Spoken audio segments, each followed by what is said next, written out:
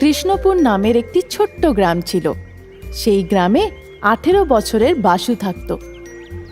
সে ছোটবেলাতে নিজের মা বাবাকে হারায়।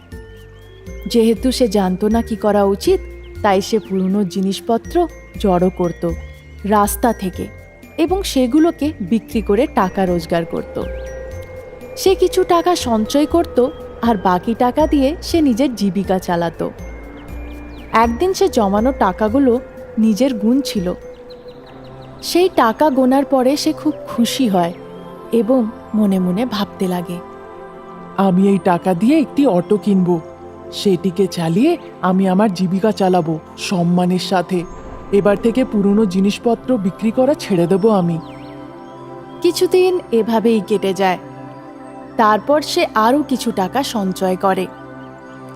একদিন সে মনোহরের কাছে যায়, যে তার পরিচিত ছিল। তাকে গিয়ে বলে, আমি কিছু টাকা সঞ্চয় করেছি। পুরনো জিনিস যা কিছু আমি এদিকে ওদিকে পেতাম সেগুলিকে বিক্রি করে এতদিন ধরে সেই টাকা দিয়ে অন্তত আমাকে একটা সেকেন্ড হ্যান্ড অটো পাইয়ে দাও। আমি সেই অটো চালিয়ে সম্মানের সাথে বাঁচব। আমি এই পুরনো জিনিস জড়ো করা বন্ধ করে দেবো। ঠিক আছে, আমাকে ওই জমা টাকা দাও, আমি সেরকম ভেবে দেখব। ঠিক আছে দাদা, এই নেন টাকা যা জমা করেছিলাম। বাসু তার কথায় রাজি হয়ে সব টাকা সে দিয়ে দেয় যা সঞ্চয় করেছিল। তারপর মনোহর সেই টাকা নিয়ে বলে, ঠিক আছে, কাল সকালবেলায় একবার এসে দেখা করো। আমি তোমাকে একটি জায়গাতে নিয়ে যাব। বাসু তার কথার মতো সেখান থেকে চলে যায়। পরের দিন সকালবেলায় দুজনে একটি জায়গাতে যায় একসাথে। তুমি আমাকে বলেছিলে কোথাও নিয়ে যাবে, এখানে তো কোনো অটোই দেখতে পাচ্ছি না। আরে এখানে এত বড় অটো আছে, তুমি দেখতে পাচ্ছ না? তুমি কি দিনের বেলাতে অন্ধ হয়ে গেলে? তোমার তো চোখগুলো ভালোই আছে দেখছি। দেখো কত বড় অটো দাঁড়িয়ে আছে। এই বলে সে তাকে একটা অকেজো অটো দেখায়। তা দেখে বাসু বলে, এটা কি মনোহর দাদা, এই অটোটাতে তো মরচে ধরে গেছে পুরোপুরি ভাবে। তুমি যা টাকা দিয়েছো তার থেকে এর বেশি মূল্য। ইচ্ছে থাকলে নাও, না হলে যাও, টাকা ফেরত পাবে না। যেহেতু সেখানে আর কিছু করার ছিল না, বেচারা বাসু তার কথায় রাজি হয়ে যায় এবং সেই অটোটিকে নিয়ে মেকানিকের কাছে যায়। তারপর মেকানিককে বলে, দাদা দেখুন তো এই অটোটাকে। হ্যাঁ, ওটাকে দেখছি। এর পরিবর্তে আমি শুধু তোমাকে 500 টাকা দিতে পারবো। যেখানে বিক্রি করি আমি, আমার লোকসানই হবে। তা শুনে বাসু খুব অবাক হয়ে দাঁড়িয়ে থাকে। দাদা, এটাকে আমি বিক্রি করতে আনিনি। এই অটোটাকে তুমি নতুনের মতন করে দাও। কি? এটাকে আমাকে নতুনের মতন বানাতে হবে? শুনে আমার খুব হাসি পাচ্ছে। যাও যাও, এখন এখান থেকে যাও তো। দাদা, দয়া করে এটাকে নতুন বানিয়ে দাও না। তারপর বাসু তাকে বলে যা যা ঘটেছিল। তার কথা শুনে সেই মেকানিকের খুব খারাপ লাগে এবং সে বলে, বুঝেছি, ওই লোকটি তোমাকে খুব চালাকির সাথে বোকা বানিয়েছে, কিন্তু এটা অনেক সময় লাগবে। এর জন্য কিছু খরচাও হবে, মনে থাকে? হ্যাঁ দাদা, আমি তোমাকে ধীরে ধীরে সব টাকা দিয়ে দেবো। আমাকে একটু সাহায্য করো শুধু। সেই মেকানিক তার কথায় রাজি হয়ে যায়। পরের দিন সকালবেলায় বাসু সেই মেকানিকের কাছে যায় এবং বলে, দাদা, কাজ হলো কি? না, এখনো হয়নি। ঠিক আছে, একটু তাড়াতাড়ি করো। আমি তোমারই কাজ তো করছি নাকি? এই বলে সেখান থেকে সে চলে যায়। কিছুদিন এভাবেই কেটে যায়। মেকানিক ওই অটোটিকে একটি নতুন অটোতে বদলে দেয়। একদিন বাসু সেই মেকানিকের কাছে আসে এবং নিজের অটোটিকে দেখে সে ভাবতে লাগে, আরে দাদা, তুমি তো মহান। তুমি দারুণ কাজ করেছো। এটি দেখতে একদম নতুনের মতন লাগছে। কিছু টাকা এনেছি, রাখো, পরে বাকিটা দিয়ে দেবো। তার কথায় মেকানিক রাজি হয়ে যায়। বাসু খুব আনন্দিত হয়, ওই অটোটিকে নিয়ে চালাতে শুরু করে।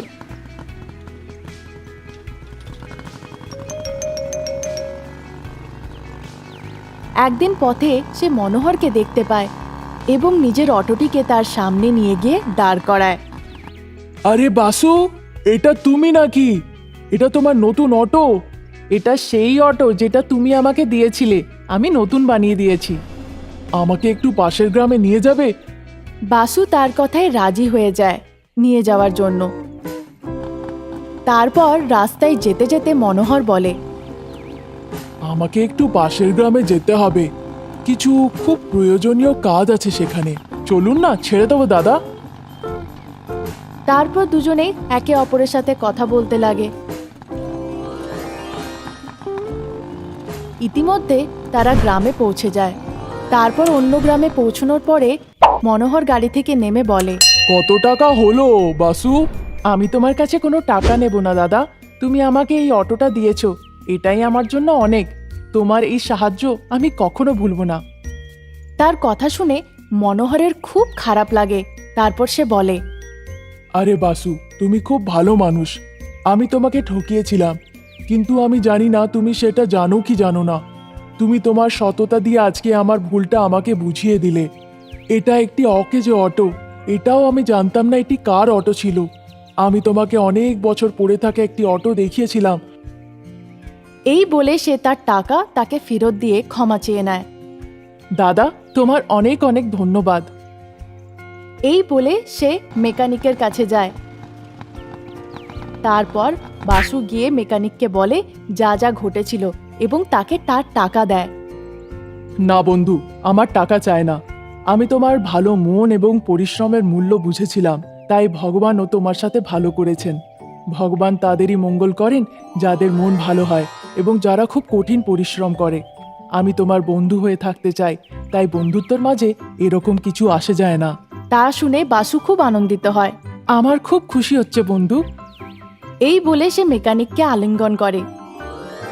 তার পরের দিন থেকে তারা খুব ভালো বন্ধু হয়ে ওঠে এবং সব সুখ দুঃখের কথা তারা একে অপরকে বলে আর আনন্দে জীবনযাপন করতে শুরু করে। একটি সুন্দর গ্রাম ছিল। সেই গ্রামে একটি লোক অনুদীপ নামের ফটকা বিক্রেতা ছিল।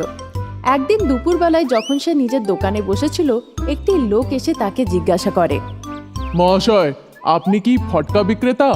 যদি বিক্রি না করব তাহলে কি এগুলোকে আমি পুজো করব? আমি বিক্রি করি, বলুন কি চাই? আপনি এরকম মিনমিন করে কেন বলছেন? একটু জোরে বলুন। আমি বলছি তো, এখানে বিক্রি করার জন্য বসে আছি, কি চাই আপনার? আরে আপনি এত জোরে বলছেন কেন? যেন মনে হচ্ছে কাটা ছাগল। আমি কালা নই। আমি বুঝে গেছি আপনি কালা, বলুন কি চাই আপনার? কি কি বললেন? কিছু না, যা ইচ্ছে নিয়ে নেন। সেই লোকটি যা যা ইচ্ছে ছিল সেগুলোকে নিয়ে তাকে টাকা দিয়ে সে চলে যায় সেখান থেকে। তখন, হে ভগবান, এরকম যদি দুটো লোক চলে আসে না, আমি তো পাগল হয়ে যাব। আমাকে খুব বিরক্ত করে গেল। উফ, অনেক হলো, বাড়ি যাই। এই ভেবে সে বাড়ি যেতে লাগে। রাস্তার মাঝখানে একটি লোক দৌড়ে আসে এবং চিৎকার করে সেখানে পড়ে যায়। তা দেখে অনুদীপ চিন্তিত হয়ে তাকে জিজ্ঞাসা করে, আপনি কে? কি হয়েছে আপনার? কি নিয়ে এত চিন্তিত? সেই লোকটি তাকে একটি জাদুই ছড়ি দিয়ে বলে, এটাকে সাবধানে লুকিয়ে রেখো। এক জাদুঘর এটাকে খুঁজছে। এটার মধ্যে অনেক শক্তি আছে, সে যেন এটা কোনো মতে না পায়। যদি সে পেয়ে যায় তাহলে পুরো পৃথিবীকে সে নষ্ট করে দেবে। তাই আমি এটাকে নিয়ে তার হাত থেকে পালাচ্ছি। যাও যাও, এটাকে নিয়ে চলে যাও। এই বলে সেই লোকটি সেখানে প্রাণ হারায়। অনুদীপ কিছু বুঝে উঠতে পারে না সেই জাদুই ছড়িটি নিয়ে কি করবে সে। তাই সে নিজের বাড়ির দিকে দৌড়ে যায়। সে গিয়ে নিজের স্ত্রীকে সব বলে। সে এখানেও আসতে পারে গো, তাহলে আমরা এটাকে কিভাবে লোকাবো তার হাত থেকে? তারপর অনুদীপ সেই জাদুই ছড়ি দিয়ে একটা বিশাল বড় ফটকার গাড়ি বানায়। তা দেখে তার স্ত্রী আচম্বিত হয়ে যায়। অনুদীপ সেই গাড়িটিকে বাড়ির বাইরে রাখে এবং তার উপরে সেই জাদুই ছড়ি ঘোরাতে থাকে। যদি কোনো দুষ্টু লোক আসে তাকে মেরে ফেলো। এভাবে সে ফটকার গাড়িটিকে জাগ্রত করে দেয় ম্যাজিক ছড়ি দিয়ে। তারপর অনুদীপ নিজের স্ত্রীর সাথে ঘুমুতে চলে যায়। মধ্যরাত্রিতে সেই জাদুঘর আসে জাদুই ছড়ির খোঁজে এবং অনুদীপের বাড়ি পৌঁছে যায়। আমার মনে হচ্ছে সেই জাদুই ছড়ি এই বাড়িতে আছে। এই ভেবে সে ওই বাড়ির ভেতরে ঢোকার চেষ্টা করে। সঙ্গে সঙ্গে সেই ফটকার গাড়িটি তাকে দেখে এবং তার উপরে ফটকা ছুটতে লাগে।